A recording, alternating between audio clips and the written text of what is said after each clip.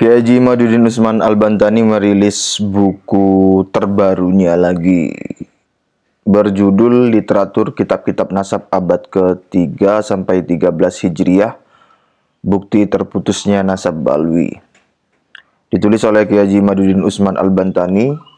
Beliau adalah Ketua Komisi Fatwa MUI Banten, anggota Lembaga Bahsul Masail PBNU, dan sekaligus pengasuh Pondok Pesantren Nahdlatul Ulum Banten. Buku ini dirilis tanggal hari ini 23 September 2024. Cetakan 1, jumlah halaman 44, ukuran kertas B5, penerbit Maktabah Nahdlatul Ulum Banten, tahun terbit 2024, Masehi, Kota Tangerang, Banten. Saya bacakan kata pengantarnya saja dan kesimpulannya ya. Saya sudah baca secara tuntas dari awal sampai akhir, tapi tidak melakukan penelitian tentang apa yang dituliskan oleh Kiai Imad. Jadi sekedar membaca seret, oh begini gitu. Nah, untuk teman-teman yang mau meneliti bisa meneliti secara detail begitu ya, detail dan presisi, tahqiq, itu bisa membacanya secara perlahan, kemudian memastikan setiap poin-poinnya. Kata pengantar, buku yang ada di tangan pembaca ini adalah buku tentang ulasan kitab-kitab nasab yang penulis jadikan rujukan dalam penelitian nasab Balwi dengan melihat kronik kitab-kitab nasab dari mulai abad ke-3 Hijriah sampai ke-13 Hijriah. Kita mengambil kesimpulan bahwa ternyata nasab Balwi yang hari ini populer itu gelap gulita dari tulisan para ahli nasab. Dari 18 kitab nasab yang berjejer mulai abad ke-3 sampai 13 Hijriah, hanya 2 kitab yang menulis nasab Balwi. Itu pun baru dimulai di abad 10 Hijriah. Dengan pengakuan pengarangnya bahwa nasab Balwi dimasukkan ke dalam kitabnya tanpa referensi kitab nasab sebelumnya. Dari penelitian kitab-kitab nasab tersebut terbukti bahwa nasab Balwi adalah nasab cangkokan yang tiba-tiba muncul sebagai keturunan Nabi Muhammad SAW setelah 651 tahun dari wafatnya Ahmad bin Isa. Kalau sebelumnya Kiai Imad menuliskan atau menginformasikan terputus 550 tahun. Nah, ini kemudian di versi yang ini dituliskan 651 tahun. Kiai Ihya Salafi Surabaya juga mengatakan hal yang sama, 650 tahun atau 651 tahun lah. Menurut para ahli nasab, untuk menetapkan suatu nasab, referensi yang bisa diambil haruslah kitab-kitab yang ditulis untuk tujuan pengisbatan nasab, yaitu kitab-kitab nasab. Sedangkan informasi yang berasal dari kitab selain kitab nasab, seperti kitab sejarah, kitab tasawuf, dan sebagainya, tidak bisa dijadikan tools atau alat pengisbatan nasab. Walau demikian, pada buku selanjutnya, berarti akan ada buku lagi, insya Allah penulis akan membuat kronik bagaimana munculnya nama keluarga Balwi dalam kitab-kitab sejarah.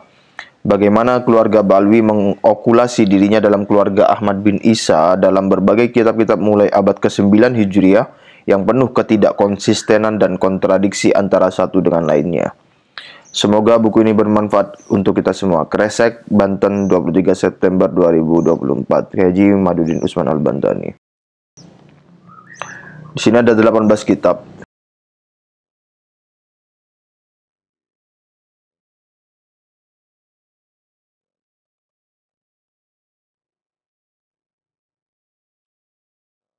Sejarah Mubarakah,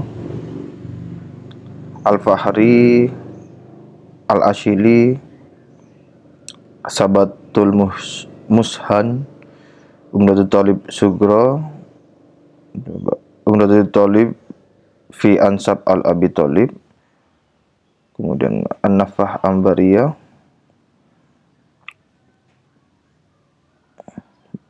Bahrul Ansab, Tufatul Talib, Tufatul Azhar. Nah, yang terakhir Ar-Radul Jali. Nah, saya bacakan kesimpulannya ya. Kesimpulan, Dari 18 buah kitab nasab yang berjejer dari abad ke-3 sampai 13 Hijriah awal, hanya kitab Tuhfatul Thalib dalam kurung 996 Hijriah dan kitab Tuhfatul Azhar dalam kurung 1090 Hijriah yang menyebut nasab keluarga Ba'alwi tersambung kepada Ahmad bin Isa. Itu pun bukan berdasar referensi yang valid, tetapi hanya berdasar catatan taklik majhul, catatan yang tidak jelas diambil dari mana. Sedangkan kitab Abnaul Imam dan kitab Ar-Raudul Jali kita abaikan karena keduanya terindikasi kuat sebagai kitab palsu. Jadi nasab Balwi baru tercatat dalam kitab nasab setelah 651 tahun sejak wafatnya Ahmad bin Isa. Nanti kita akan mengetahui bahwa kitab pertama dari selain kitab nasab yang menyebut nama Alwi bin Ubaid garing Ubaidillah garing Abdullah sebagai keturunan Ahmad bin Isa atau keturunan Rasulullah adalah kitab tasawuf yang dikarang oleh Ba'alwi sendiri, yaitu kitab Al-Burqatul Musiqah tahun 895 Hijriah.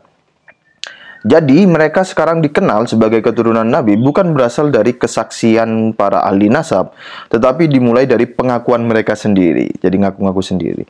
Kemudian ada pengarang kitab nasab yang sembrono, yaitu penulis kitab Tuhfatul Thalib yang memasukkan ke dalam kitabnya. Walaupun ketika ia memasukkan itu diberikan keterangan bahwa nasab Balwi ini bukan diambil dari kitab nasab, tetapi hanya dari sebuah catatan taklik.